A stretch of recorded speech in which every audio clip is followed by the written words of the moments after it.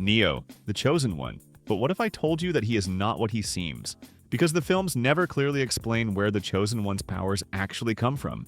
And more importantly, why those powers continue to work outside the Matrix. When Neo asks the Oracle about this, he receives an answer that doesn't really explain anything.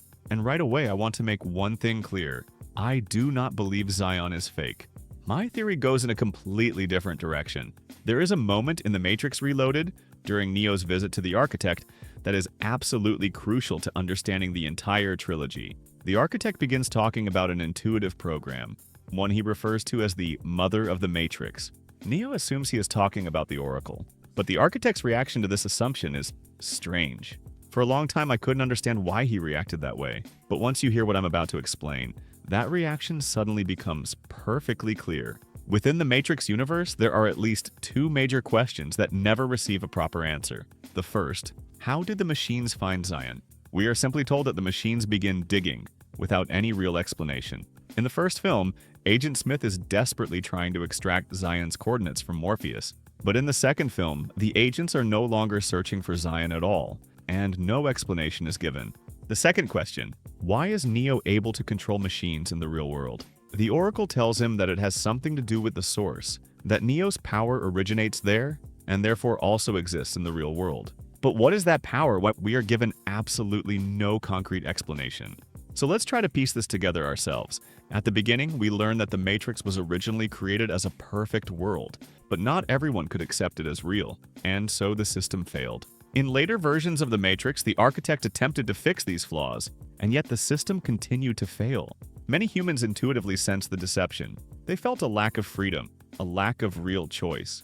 As a result, people began waking up, escaping the Matrix, and eventually forming Zion, the last refuge of free humanity.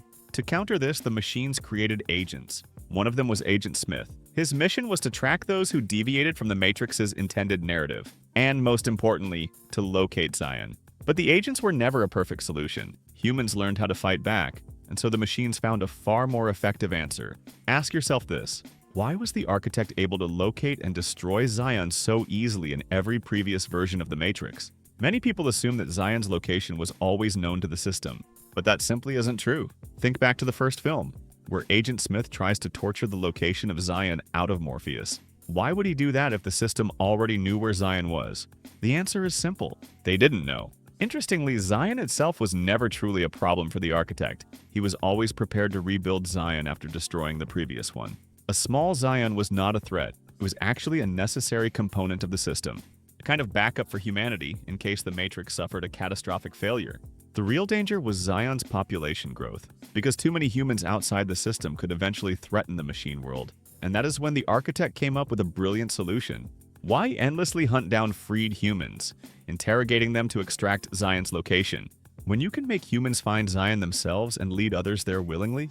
To achieve this, the Architect created another program. Its name was Neo. It sounds insane, but hear me out. The Neo program was designed with multiple objectives, and one of them was to locate Zion. To accomplish this, the program had to be embedded into a human body. Proof that this is possible exists within the story itself.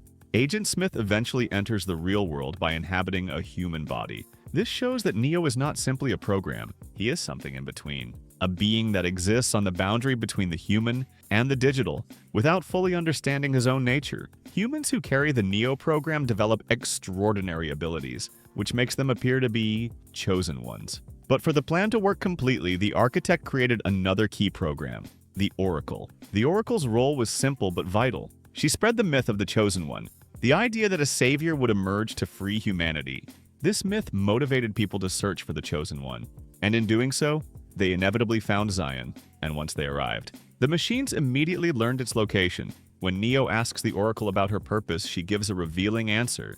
She says she is there for the same reason as everyone else, to fulfill her purpose, just like Neo, because every program has a function. Remember how Agent Smith searches for Zion's coordinates in the first film? But once Neo reaches Zion, the machines immediately begin drilling toward it, and the agents are no longer involved in the search at all. That's because Neo has already completed that task, which means that Neo is not the savior of Zion, he is its destroyer, and the Architect tells him this very clearly. The Architect explains everything to Neo: who he is, why he exists, and what his role truly is. The moment Neo enters the architect's chamber, the monitors activate, revealing that the architect knows everything about him.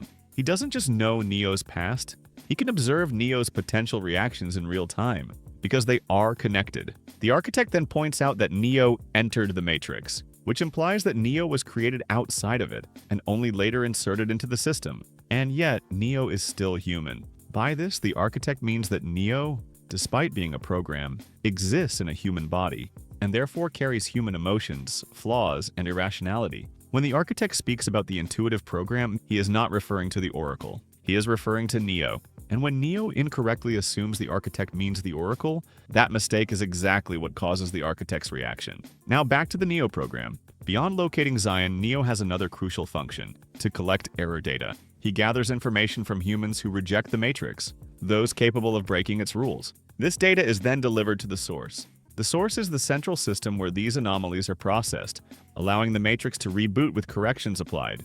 This cycle repeats over and over again. The Chosen One's true purpose is to return to the source, temporarily insert his programmatic code into the system, and trigger the reload. And that is exactly what happens in the finale. Throughout the trilogy, Neo follows this program almost perfectly, believing he has a choice. But in truth, there is no choice. Yes, this time Neo manages to negotiate a deal, but that outcome is pure coincidence caused by another program going out of control. Agent Smith, think back to Neo's first meeting with the Oracle.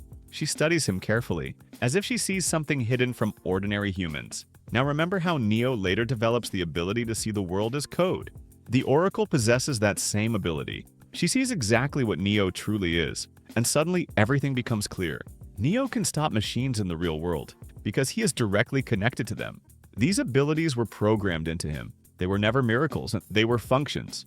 That's my theory. Thanks for watching until the end. If you enjoyed the video, leave a like and subscribe. See you next time.